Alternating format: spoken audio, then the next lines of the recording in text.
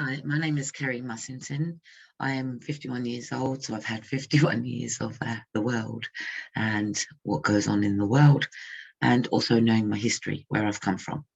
My background is my mother is white and my father is black. Where you're born, okay, so where you're born matters, where your heritage is matters. But who you are as an individual and how you identify yourself as an individual matters.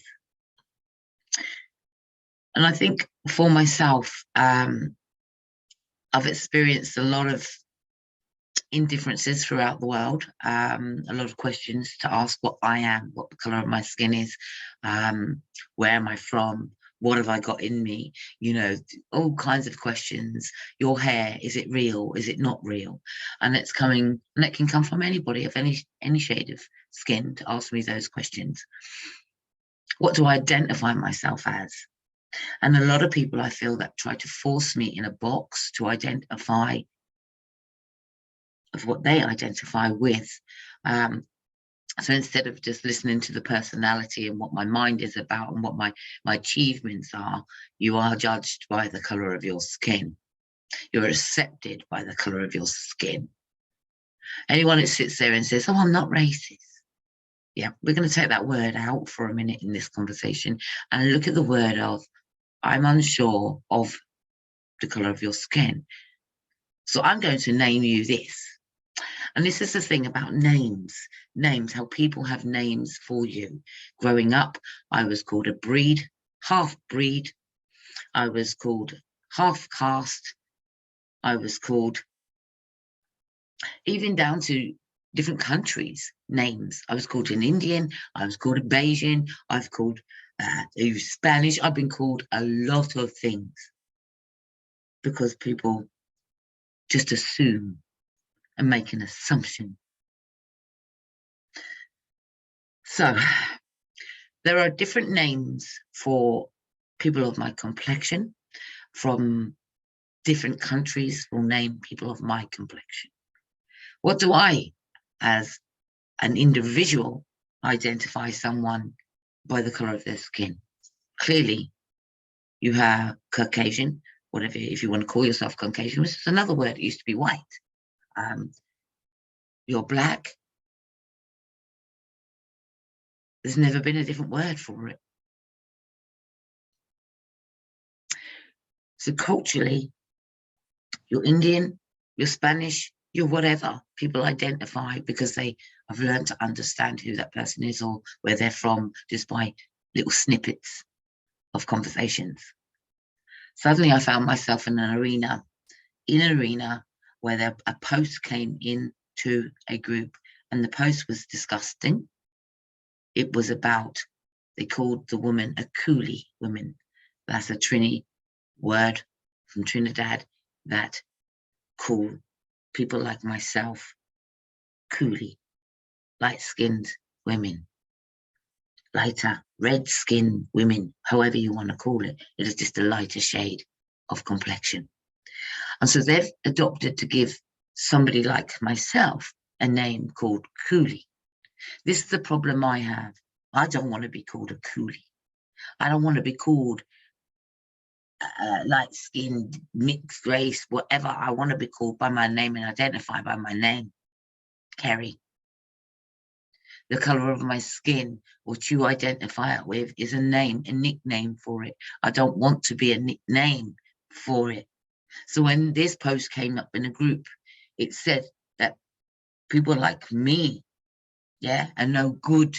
That was the title, no good. And I felt that throughout the journey of watching media, watching films, and actually receiving indifferences from different complexions, because the misunderstanding is there. And everybody wants to draw back into history and talk about history. Well, back in my day, it don't bother me. It shouldn't offend you. It does offend me. It offends me because it's name calling. It offends me because you say that people of my complexion are no good. But even so, I should be a bigger woman and take that on the chin, right? And then you've got other people who are darker than me that I don't associate with them as being mixed race, because, again, I identify what I see, a darker shade of brown. Black, to me, is different shades.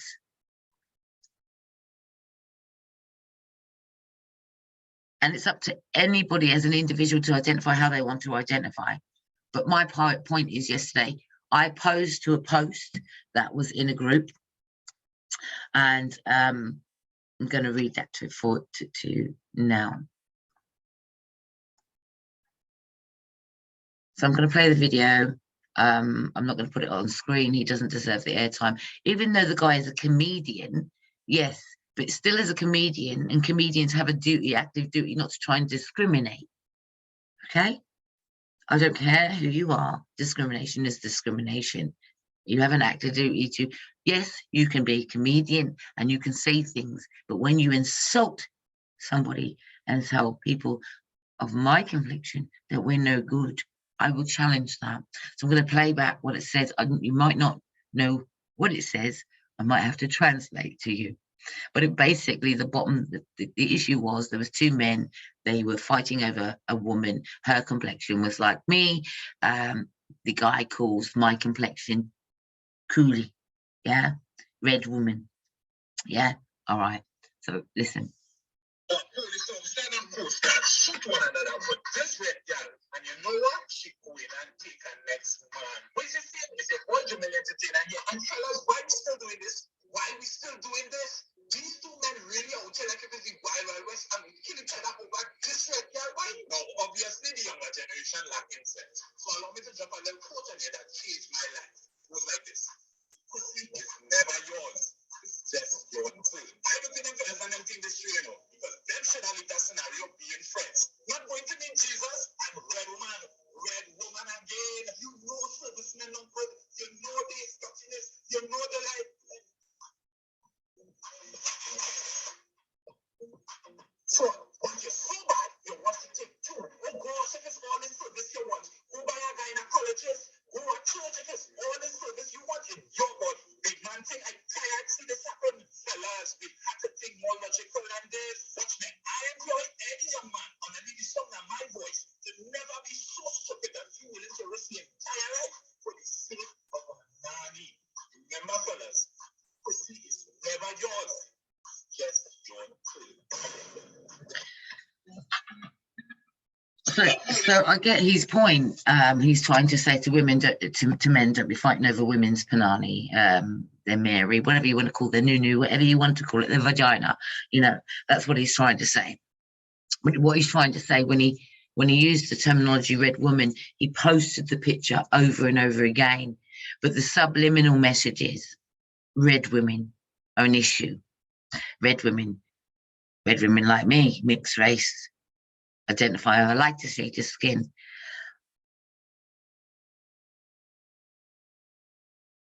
You know, we're allowed to say black man or black woman, but when they call us red woman, you identify us out another box, a different category, like we don't belong.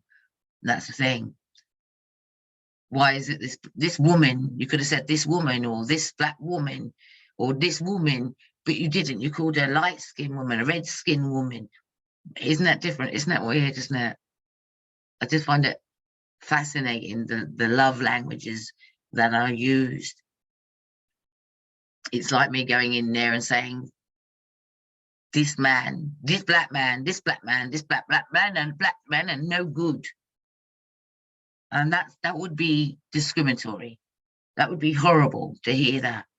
So when you sit there and put red women are no good, that's what I was defending. So I was defending that in a group, and I said it was distasteful. And I said, this is inflammatory and derogatory, and I would like you to consider what information you put out in the future does not offend or ostracize or exclude individuals on this platform. I've addressed it here to think about such accusations, and this is in the group and now public here. Education is needed to not follow the belief of this video. It's degrading. I've addressed it here to think of such occasions. And this is in the group and now public here. Education is needed to not follow those beliefs. I just said that, didn't I? I'd like for individuals to think about how information can be found hurtful by mocking skin tone. And what purpose would such a video serve, but only to divide? So I'm in a group, what I class as a Black cultured group, but it's a group for anyone. As far as I know, there's another person in there who is of white complexion. So there are mixed cultures in this group, but it's predominantly a Black group. So I'm addressing that I don't like being called red skin. I think when you say that, you know, when we're good, when we're trouble, you know, there's a little bit of stigma around past issues here coming from heritage, but here we are in 2021, and I became a topic of discussion in this group. So I found that I was being judged on what I was saying, and the people that are judging me are not of my complexion. That's fair enough. So complexion becomes an issue and a topic of discussion in the Black group. So there was the other lady who was a white lady said that she was kind of offended by it. She felt offended by it, that it was a race issue, became a race issue. And here comes the education. Big apologies to you, Kerry, and to anyone else in the group. It was not meant to be offensive and will delete straight away. So obviously you find that we have been offended by it, and I appreciate that it's been acknowledged that we've been offended by it. We get back, no, don't delete it. I think we need to talk about this, not just delete and brush aside. And I'm very sure we all saw the same thing, but had a different feelings towards it. So don't delete it. They wanted to have a discussion about it. It then doesn't stop, because you then get people then validating one another in there by saying, I hope it didn't offend you as a brown skin queen. This wasn't intention. You see the difference, what we're fighting here, what we're arguing about is the colour, the name. They've used the term brown. The terminology was red skin. So nobody talked about black, nobody talked about brown, they talked about red skin. They showed the photograph over and over, flashed it up in the screen, and it was somebody of my complexion. These are the people that are coming in are different skin tone to myself, but they're having a say-so of what offended moi, yeah? Oh, it just went on and on. I have been called red all my life and I take no offense. Well, that's up to you, yeah? I took offense, and that's what I wanted people to acknowledge. I took offense to it. Now, if you're going to offend one or two or three or four, maybe a whole group, you have to sit there and analyze what material you should put in there not to offend any of your guests. If you was in a workplace and you played that and one person says they are offended, do you believe that it would be addressed, not dismissed? And it wouldn't happen again. What measures would you take not to happen again? So we've got people that are defending this situation, but it was about the person who posted it. Now, I know the person that posted it had an issue and brought another issue of colour towards me, colour statement in another situation. So it became an issue of colour for me. Now, this group is unaware of that. The individual who placed that material in the group has already made an issue about colour. And it makes you feel that they're now highlighting what I consider discrimination not only to me, but they've put it in a public group, but the public group are unaware of the previous message that has been sent to me, pointing out about colour and saying it shouldn't be there in any of my material. I found that discriminatory, and I addressed it to say I do not think this needs to be a topic of discussion. It's unfair for you to bring this situation up. And I knew what they meant. They meant, why do you have a white woman in your poster? I am diverse. I know how to include people, not exclude people. When you criticize me, you criticize my parent, you criticize my history, my heritage. And I rightly hear many people saying, hello, I'm black, but I've got Irish in me, and I got this, and I got Barbados or Antigua or whatever. You're here in a British land, we're dealing with British law. Yeah. Where you're born is important to you. What nationality you are is important to you. What language you speak is important to you. So understanding individuals' love languages and their journey, that's important to everybody to know. To dampen down discrimination would be not to make an issue of it in the first place. You call it Caribbean humor when you talk about the color of my skin. Well, that's a whole island, but I have to tackle the people that I'm with, and in my arena, the circle that I want to be in needs to be positive, uplifting, and not discriminatory. To needs to be thinking about other people's feelings rather than just posting what you think is funny, but it's actually inflammatory and degrading. And if we're here to build one another up, then we've got to be more informational about what you're trying to really say. You wanted to say that men shouldn't be fighting over women, just say that. But to bring the color of the skin up is a no-no. And this is the thing, this is twice. So I knew that the color of the skin, and this is, they can't deny it because of the previous post. The color of the skin issue was there to say that red women are no good. That's the color of my skin. Now, the author of that has an issue with me. So that was a subliminal message at myself on top of the other message that I've got as well.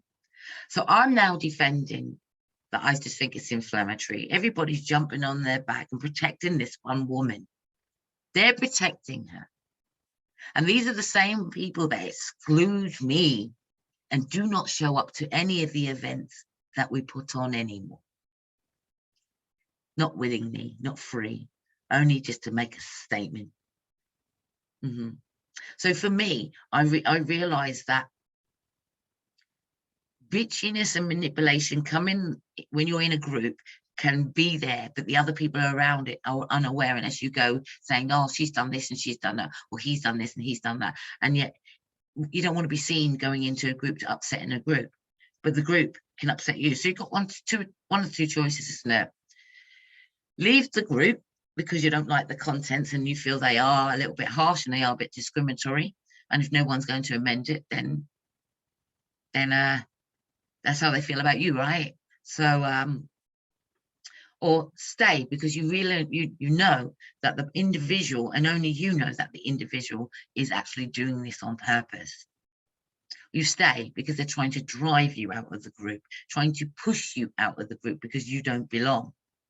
So you see, it does matter on the color of your skin to some people when they want to use it as a weapon against you. I was very hurt by some of the comments that kept going on, because again, I felt you're putting my complexion on trial. You know, and mocking me. You know, somebody came back and said, we are all different people who have different opinions. I'm so glad that people are able to explore, debate, and share their experience on how they saw the post. Excellent intervention, because somebody saw that it might get out of hand, because I objected against it. It's wonderful for the tolerance and respect shown to each other in this group. It shows maturity in this group, real conflict resolutions, and no disrespect, no drama. Again, that's coming from somebody of not my skin tone. I get the mediation in that. Then a white lady perked up and said, I thought the same as, she thought the same as me. It was inflammatory and derogatory. You know, and it went on most of the day, of the same people people saying the same thing. Somebody else come back saying, that being said, I did not see anything wrong in the joke. If you're going to say you don't see anything wrong, you were avoiding what I said. I was offended. I don't want to be called names like that. And I don't think other people of my skin complexion should be called names like that either. I don't think we should be saying we're no good. So if you see it no wrong, maybe it's because I identify with the same crowd that are saying they see no problem with it. The same crowd that are defending it are the ones that actually ostracized me in the first place. This is me talking real here. We're talking about, all I ever did was try to point out, the failures. I cannot be in a position to help people and discriminate or be a part of discrimination. Yeah. It's the thing. What we're teaching here is unity. And if you cannot come together as unity to help people through depression, help people get up and help them with their works and their businesses and things like that in their daily lives, and be supportive of the community in the community events, and you're going to talk about the color of your skin, that should never have been in that group. When you bring up issues of the color of your skin, you make it a topic of discussion, and somebody is going to be offended when you're talking about racial issues. And yes, it should be challenged. It should be challenged. To not challenge it is to ignore ignorance. And I don't care if it's lingo. It's been lingo a long time ago when the white man called you a N-word, and I don't like the word, so I'm not going to put it out. You defended it to the hills and said you didn't like it.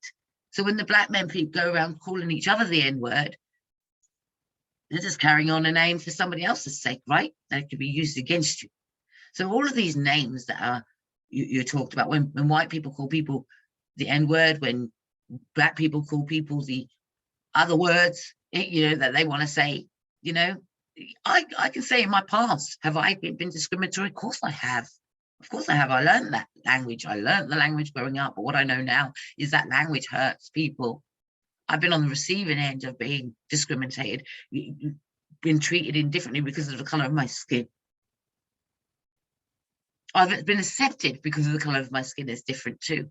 I have a grandfather who's white, would only accept me because I was lighter than the rest of my family.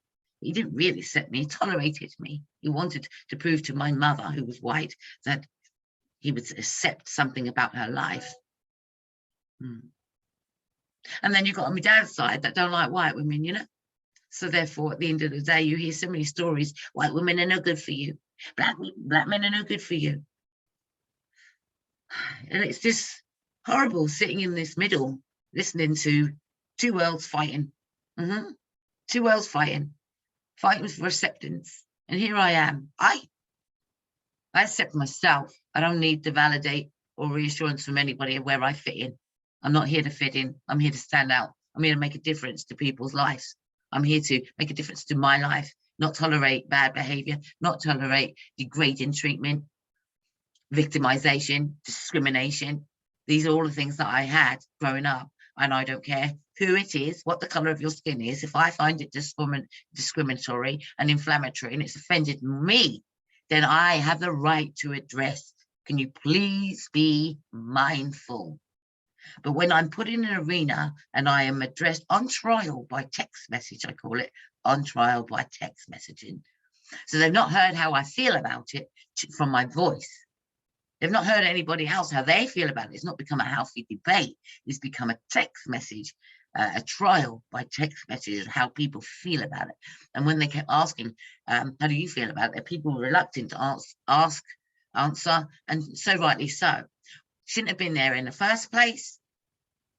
Therefore, it shouldn't have been a discussion. So if you're going to ask someone to pick sides and what they think about being called a red-skinned woman, first of all, just ask the red-skinned women, as you so put it, ask the red-skinned women how they feel about it, how they feel about being called a name.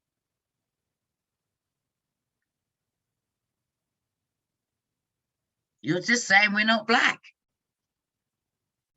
Now, we know what the history was. We know what we've been called in the past. So please don't go on about my ancestors and this, that, and the other. I'm well aware of them. I'm well aware their struggles paved the way for me and my struggles. I'm well aware of my struggles today will pave the way of other people's struggles tomorrow. Yeah? So I'm well aware of that. But the color of my skin, I don't want to be made to feel indifferent or ostracized, which is what I'm starting to feel like. Ostracized, because I've become a topic of discussion. The color of my skin has become a topic of discussion.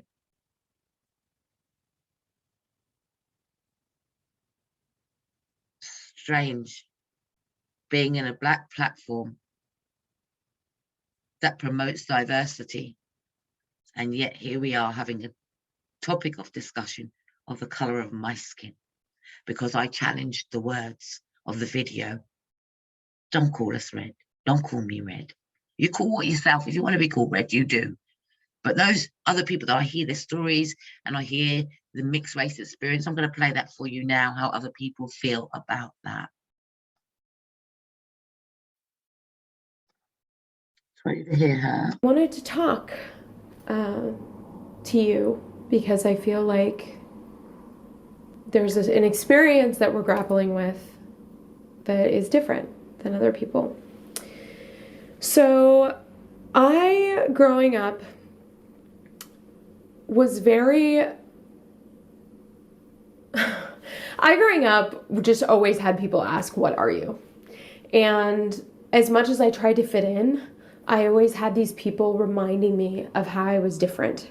And they would ask me, like, just strangers would come up to me on the street and look at me and say, what are you? And it would shift between a kind of, ooh, you're so exotic, what are you? And a kind of aggressive, I can't figure out what you are, so you need to tell it to me. And what I learned over time is that I needed to figure out how I identify. And I identify as mixed.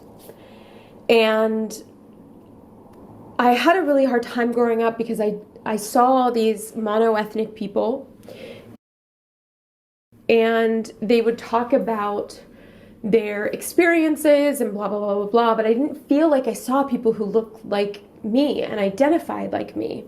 The one exception being Tiger Woods. And I remember him growing up, he would say, you know, I'm not one thing. If I were to say I'm Black, it means that I'm denying my mother. And, you know, it's important to me to honor all of who I am. And especially for those of us who are raised predominantly by the side of our family that isn't Black, I think there's this extra kind of challenge, you know, because it's like I grew up in this world, in this loving family with these amazing people, and they are a huge part of who I am and most of how I identify, most of my cultural practices, most of what I'm used to, like that's me. And so for you to tell me that I'm this other thing, like it doesn't make sense to me, it doesn't feel right. So I've spent my whole life asserting the ways and making sure people knew that I'm not Black, I'm mixed. And I would do things, I mean, I still do, like I straighten my hair sometimes and I would notice the difference in the way I was treated, you know, having more ethnic ambiguity versus being perceived to be belonging to a certain ethnic group. And I would really challenge people who would put me in a box because I never belonged. And I feel like that's part of the identity of mixedness, is that you don't feel often like you belong. Like I didn't belong amongst my white friends. And when I would interact with Black kids at school, like they would a lot of times be so mean to me. And I didn't feel like I fit in anywhere. And I feel like that's the classic mixed kid experience, is feeling like you don't belong. And that's why I've always pushed so hard for this like identity, our own identity, that is what mixed is, and that's what feels good to me. However,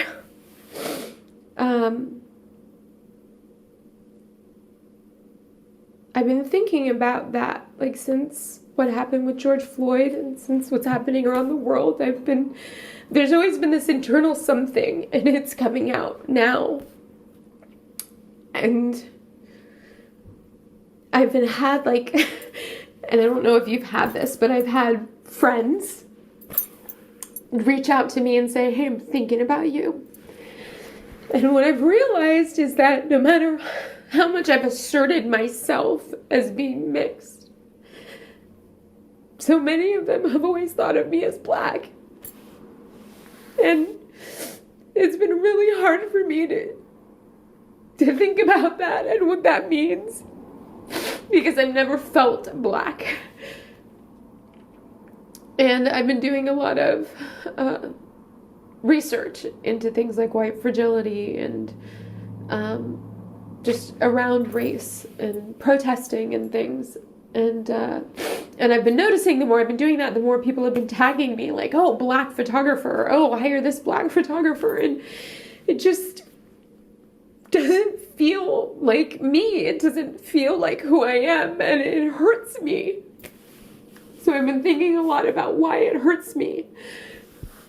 And it's hurt me because I've always this whole time felt like I would be dishonoring, I would be negating like this whole huge part of my family. But I've also realized something, that I've grown up in this culture, and I'm in the United States, but I believe it's the same no matter where you are in the world. I've grown up in a culture where we live, breathe, eat, sleep racist ideology. And I've been infected by the poison of racism, just like everybody else.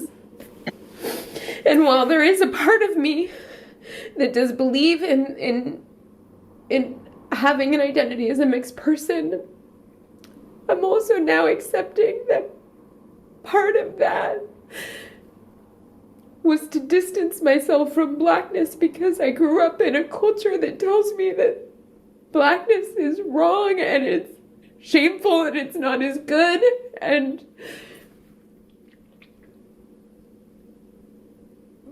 of course that's not true.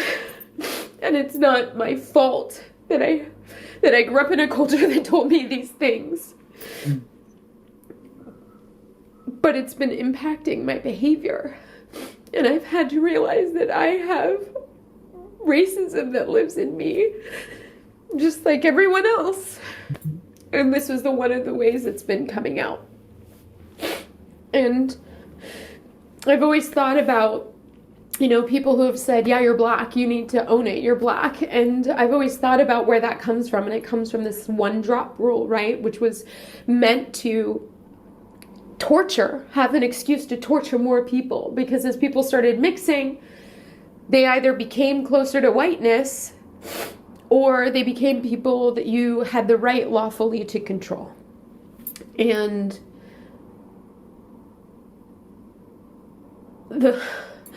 I remember watching a little bit of Roots growing up, and just it traumatized me, and ever since then I've just avoided understanding that history, because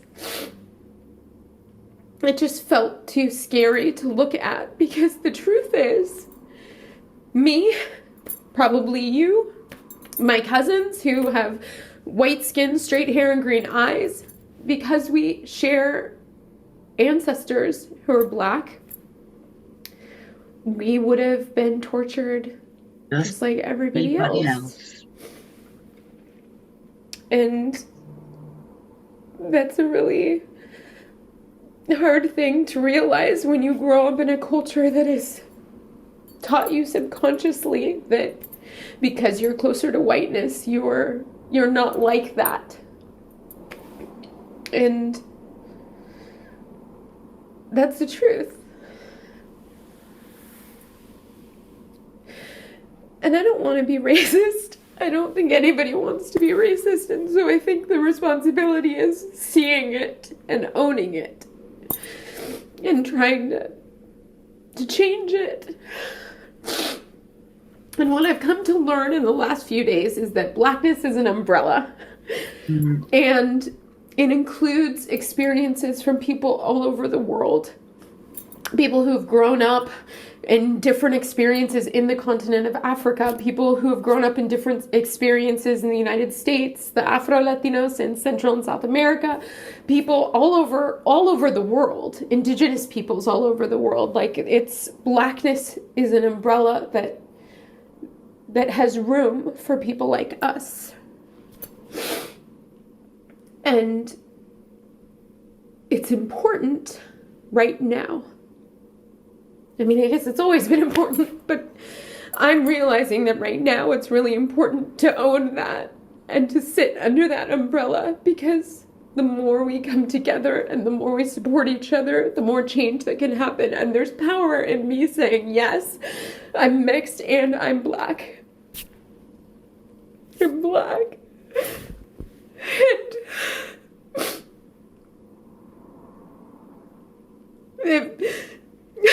I think about coming out as gay, and I didn't even feel this much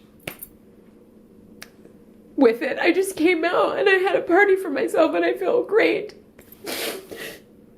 But because of the racism that I've ingested over my whole life, I have all these feelings of shame and fear around identifying as black. And I don't feel black. I don't know what that feels like. I don't know. I'm going to stop that right now, because I get what she's saying. I can relate. I can relate to my culture being brought up and having culture enforced in me by cooking, dressing, hair, being, shown how to nurture yourself as a black woman. My parents never actually said, "You're a black woman." They never said that to me. My dad never said that to me. It wasn't identified. We were just his children. It was school that I noticed the indifferences. It is also in the adult world that I notice in the indifferences. I mean, people don't directly say it to your face, and they can be very welcome.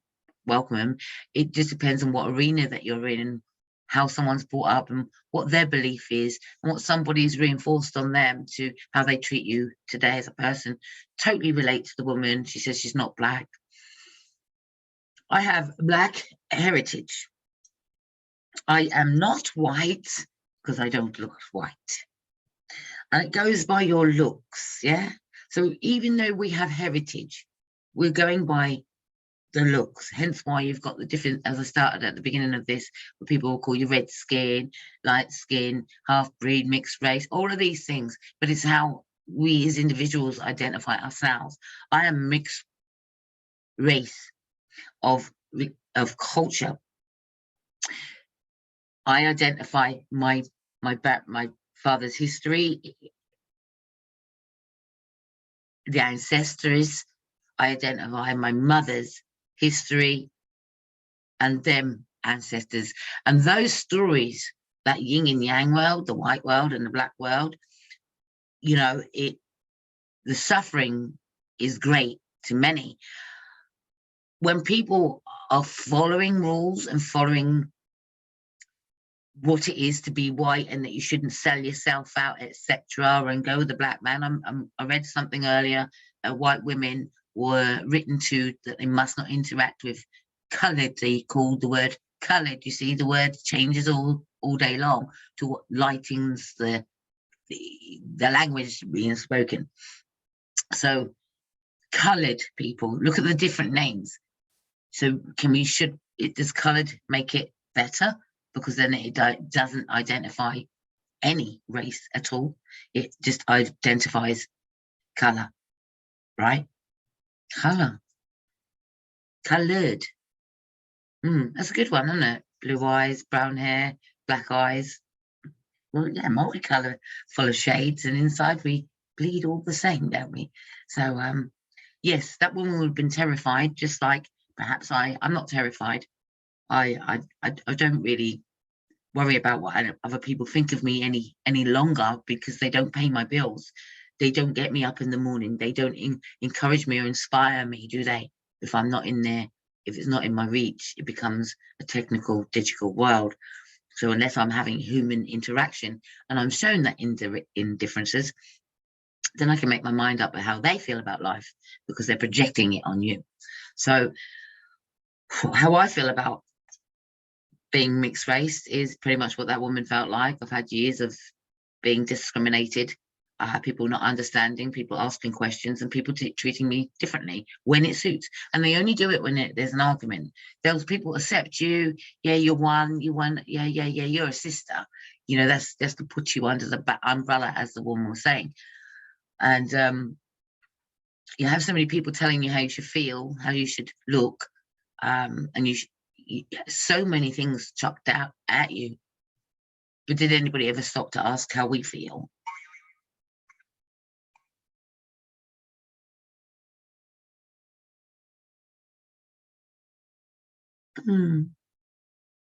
So, you know, texting seems to be a way of hurting people nowadays, and media, what people put on media, as in subliminal posts. Some people want to defend that because they just want peace. They just want harmony. You know, can't change the past, but we certainly need to pave the way for a better future, because we've got to think about the youngsters that will be going through this as well. You know, sometimes you as Black people, or you as white people, whatever culture you are, I'm associating with this conversation with my identity, okay? Part of my history. So I think at the end of the day, when you have you might have you're Black and you've got siblings, you've got children, and they go with somebody of a different culture. Suddenly you've got grandchildren. That's those grandchildren you're going to want to protect. You're going to go, oh, I don't see them as this because they're my grandchildren. Well, those grandchildren grow up to be people like me that suffer at the hands of other Black people that are saying what we are calling us names, that can suffer at the hands of white people that can call us names. I just realized that that's the tug of war, isn't it? The hatred between one another because of past issues. But I would like to point out that in each culture, there's been struggles in different cultures. You know, and you think about the color of your skin, because this is something I had to understand as well. If white people hate Black people so much, why do they also gas their own people? That's what I would say, because they were white, they were of white skin tone, but it became about religion, didn't it? But even though they were white skin tone, millions and millions were tortured and put in a gas chamber. We know this. We know that story. We know that history. We know the people that were standing up for people that said, you know, treat people as human beings, not by what you want to enforce or impose a religion on them, or a race on them, or an identity on them, that they should play soldier and follow orders. People have got to learn that we have come into this world, we have our own identity, and that's what we need to figure out. We've got a part of history and a part of somebody inside of us, yeah, that's screaming out a message to say, don't do this or treat someone this way. What you learn. But what you learn on your own is your own struggles. And when you're up against the system, when you're up, maybe you're homeless, when you've got all of these things going on, like an ordinary person, problems, ordinary person, it's just getting out of those issues. But when you add racial issues on top, it just makes someone feel 10 times worse and no place in this world. And hence why you have suicide, hence why you have depression, hence why you have people just being submissive to how they're being how someone's asserting their authority over them. For me, I had an interview with the mayor, the ex-mayor, who was also of mixed heritage. And again, what do you associate as mixed race? Because that doesn't actually necessarily mean it's just about culture, different what culture you share, because it's not always about Black and white. Perhaps at the end of the day, you're Indian and white. Perhaps you're Chinese and black, just giving examples that people do not stay with their own kind. They make love, and out comes different babies with different heritage. Now, unless you do your DNA and find out all your background, then all of your background, all of your heritage, you're never not going to know what you're actually mixed with. And this is the thing. I find people that are very proud to say that, they found out they got Irish in and blah, blah, blah, blah, blah, blah, etc., etc. So that's saying that culturally, you're happy to have the heritage of different lands. This is why we get squabbles, and I never understand how black people would turn around and moan or make an issue about, I'm not African, I understand African. It's slang, it's terminology, but it's still degrading and putting down somebody who you can relate to as the same skin tone. So what are we? It's almost like identifying. I don't know if you heard of the word of postcode wars. It's where people are from their estate would say, don't come into this area, blah, blah, blah, blah. It kind of this very, very much similar ethics of, are you good enough to be in our pack? Are you good enough? Do you accept the beliefs? I accept that a human being in times of struggle needs helping up. I accept that, even Michael Jackson came out and he was unhappy with his skin, right? He went lighter and lighter. Then they started to say it was a skin disorder. But you've got many black people out there bleaching their skin that are unhappy. You've got mixed race people that are unhappy about their hair because they wish it was one way or another, just so they can identify or whatever, or fit in, or stop getting bullying. You'll be surprised how bullying makes people's mind change. You'll be surprised what bullying into someone's belief does to an individual, how they start to act, how they start to behave. You've got to find your own identity and not seek approval from other people in this world. Because when they're good and ready, if you don't have what they have, they might just drop you anyway. Go where you're wanted, go where you're approved, go where the aim is the same, and that is to help people out and help people go forward. But identify other people's struggles, see where you can do to help as well. So I think this culturally difference doesn't actually, people don't actually come out and say it. I don't like you because you're black. They don't say it. It's the actions. Unless they're holding up a billboard saying you're not welcome here. It is the actions. And you certainly feel it when, especially between America, watching American things and how they are. And I remember living in America and having to be warned about the Ku Klux Klan and having to be careful about them. And where I drove down at night, and I'm thinking, will they ever see me as lighter, privilege? No, I'm black, full stop, in everybody else's eyes, because I do not have a light, pale texture about me.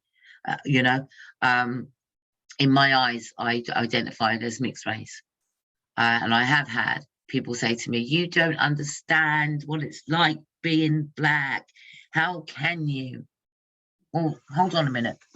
Why shouldn't I understand what it's like being black when I have racist comments, when I also when the undercurrent of institutionalized racism is there for me too? Why is it that I wouldn't understand it when I defend against it, when I will put my situation and say, that's because of the color of my skin, you're treating me indifferently because of the color of my skin? How can I actually judge whether or not it's about the color of my skin or whether it's about somebody's work ethics? Very easily. Under identifying what discrimination is, first and foremost, identifying the rights and the privileges and what you have. Privileges. I think when you're living in a world and you've got the same ethics of, you've got a house to run, you've got bills to pay, maybe you've got kids to raise, and you've got people to send to school, and you've got to whatever, especially here in UK, there are opportunities. And again, if you don't like the workplace that you're in, we can move to another one, etc. Or create your own work opportunities. And I think in business, what I try to teach people in business, that money doesn't really give a toss what color of skin you are.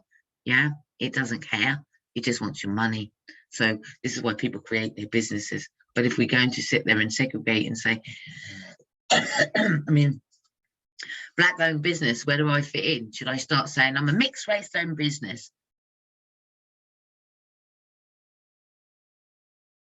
Even that word BAME, I hate that word.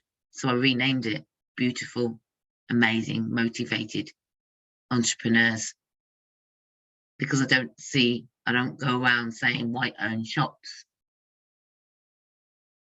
That's, you see the difference there? Black-owned business, white-owned shops. But the Chinese actually say what it is. This is the Chinese. This is the Indian. This ain't what it is. And this is where it says, why can't we have our own? Of course you can have what you want. But we're looking at money here. And if people are encouraged to buy from you, then they will buy from you. But like I said, if you make it available, your products available, and your materials are available for anyone, then you're the one as a black-owned business that will be making that money, right? And can get wealthy over that. So really, money doesn't, it's what the corporations do. They don't care about the color of your skin. They just want your money. So if you want to be successful in life, then you will find a way of being successful in life. If we're just existing and we're working for other people, then again, someone is your boss. We go back to those slavery days if you want to. Somebody was your boss. We know that. I didn't like to answer to other people because I didn't want to feel like a slave. And the times that I'm going to work and employment with other people, yeah, I felt that I was highly worked, underpaid, and manipulated and used and just exposable. So I created my own so nobody could treat me like that. But I still do get discrimination. I still do have challenges. People don't actually say it to your face. They do it with indirect posts. They do it with videos. And they make you feel indifference by not even attending your events or anything that you're putting on because they choose to not see you as what they identify themselves with. Why can't you just look at a human being for a human being? If they support you, that's what's the good part about it. If they encourage you, that's the good part about it. What we're defending here is hate. What you hate about somebody.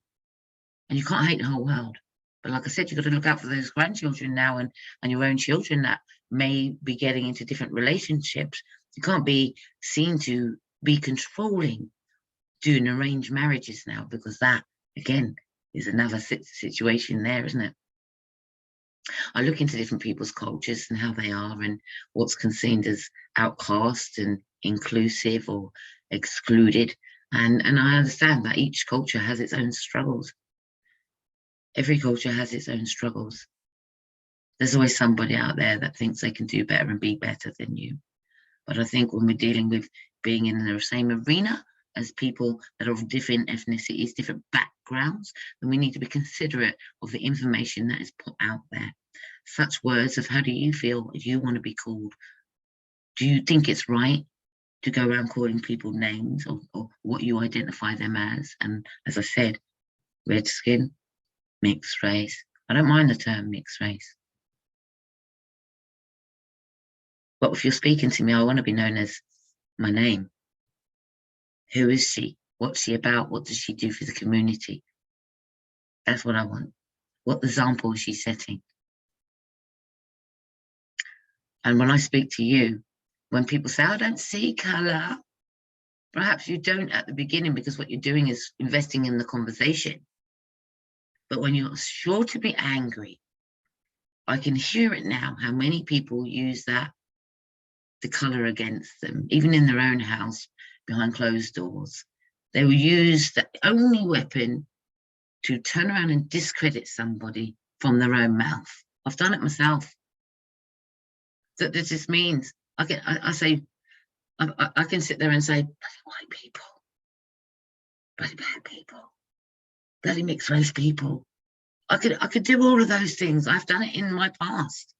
But I know now that what I'm saying is there's a person out there that doesn't understand something, that is using colour as an excuse to get through the world.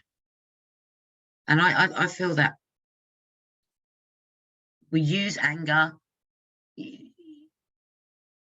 and words to hurt other people, and it's those words that hurt other people. We've got to consider that whatever you think about people, you can have your own private thought. If you need to understand their heritage and their background, and you want to know how they got on through life, you can have those conversations. Or when it comes to you in wanting to explore how people feel, do your research like I do my research. But most of all, if you're in an arena with people that are expressing how you made them feel, take that on board if you're going to share the same space as an individual.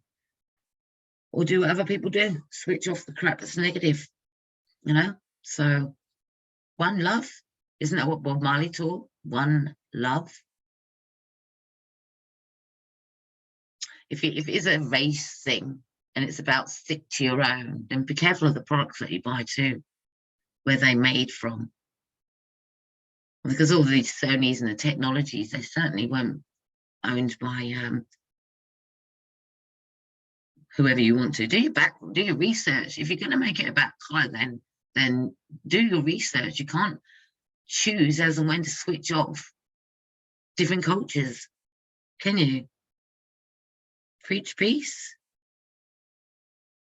love. And I think nowadays we do have to have unity for the sake of those children of different heritages. So the colour of your skin doesn't tell you who you are. Know who you are on the inside and out, and love everything about you. And don't let other people tell you where you should be placed. That's my point.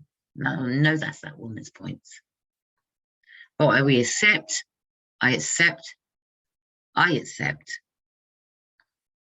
where I come from. I accept struggles of the land. I accept also my own struggles of the land. And what I'm trying to teach my children is to have respect for another human being.